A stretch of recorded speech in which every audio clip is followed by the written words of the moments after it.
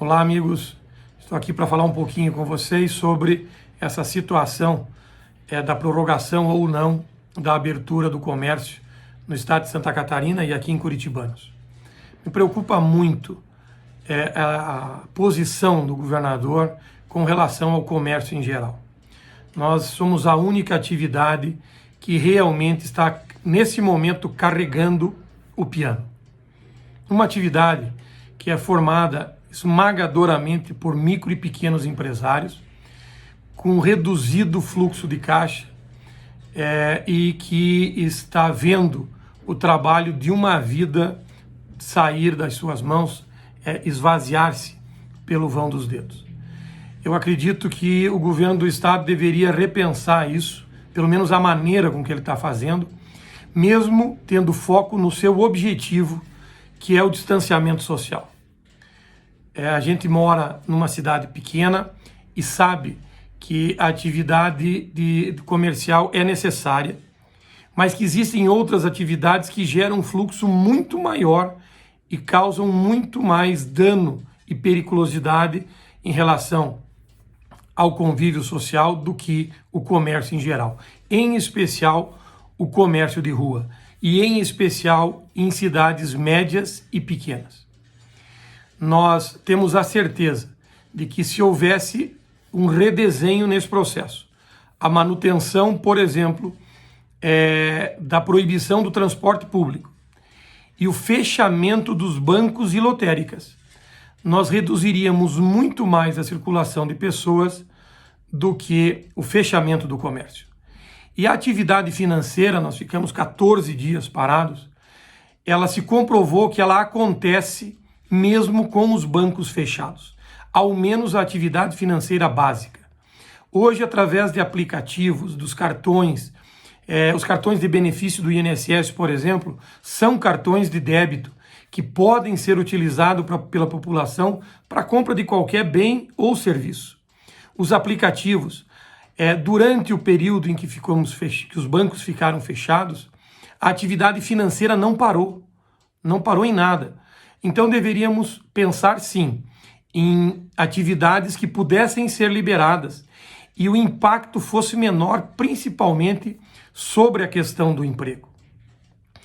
A questão da saúde é muito parecida, pessoal, com a questão da economia. As duas são atacadas fortemente por esse vírus. Na questão da saúde, o isolamento das pessoas que estão no grupo de risco representará para a maioria delas a sua vida. As pessoas que têm doenças crônicas têm a possibilidade de estarem afastadas do convívio social e, com isso, preservarem a sua saúde e a sua vida. No caso das empresas, é um pouco diferente. O vírus também está atacando todas as nossas empresas. Algumas delas, com saúde muito fortalecidas, passarão por essa crise com pequenos sintomas, com alguns arranhões. Outras, que já estão entrando nessa crise, com alguma doença pré-existente, algum problema que ela passou, estava passando antes da crise, o risco de sobrevivência é muito pequeno. O risco de morte dessas empresas é muito grande.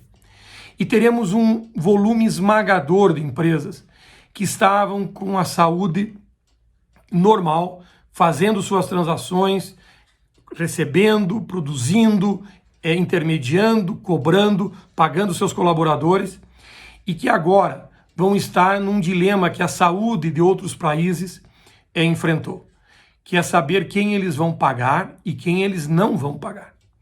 Porque, por certo, as empresas estão com problemas sérios no seu fluxo de caixa. E empresários terão que tomar essa decisão.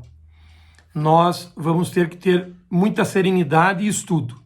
Por isso, eu recomendo a você, empresário que está me ouvindo, que entre para dentro da sua empresa. Faça um DFC, um demonstrativo de fluxo de caixa dentro de uma planilha Excel.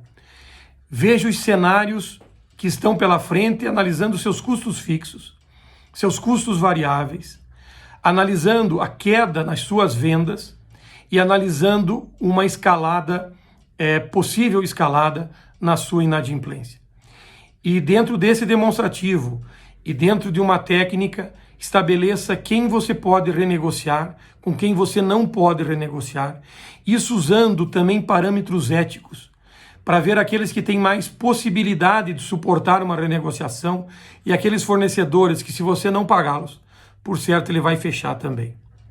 Então, nós precisamos agora voltar para dentro das nossas empresas e as nossas lideranças, e me incluo dentro desse grupo, temos que cobrar do governo do estado, sim, medidas que busquem a nossa saúde e daqueles que amamos, mas que elas tenham uma inteligência melhor por trás disso.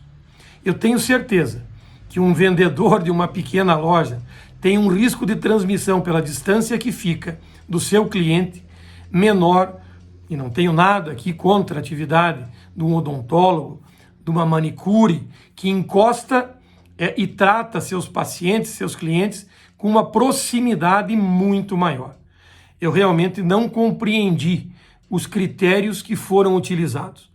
E ontem ouvi a entrevista do governador, e ontem também, com a liberação dessas atividades, e eu não escutei, salvo se a internet caiu, quais parâmetros foram utilizados para isso. Mas vamos fechar atividades que subsistam à distância, e o sistema financeiro subsiste à distância. Eu sei que o transporte público é um grande problema. Por isso, grandes cidades que não podem abrir mão disso estão sofrendo muito. Basta olharmos os casos de Nova York e até aqui no Brasil, de São Paulo, que não podem abrir mão do transporte público sob pena dos seus serviços essenciais colapsarem também. Mas não é o caso do nosso estado. Eu acredito que a inteligência aplicada a essa questão do isolamento social deva ser melhorada, para que nós tenhamos um impacto e ainda consigamos que as nossas pequenas lojas de todo o estado de Santa Catarina, de cidades de 3, 4 mil habitantes, como Curitibanos, que é uma cidade que sobrevive sem o transporte público. Teríamos que fazer alguns ajustes de horários dos nossos colaboradores, mas ela sobrevive sem transporte público. Essas realidades precisam ser levadas em consideração pelo governo do estado. Quem puder, replique esse vídeo para todo mundo que tem uma influência. Vamos fazer com que essas ideias cheguem àqueles que tomam a decisão. Ok? Muito obrigado.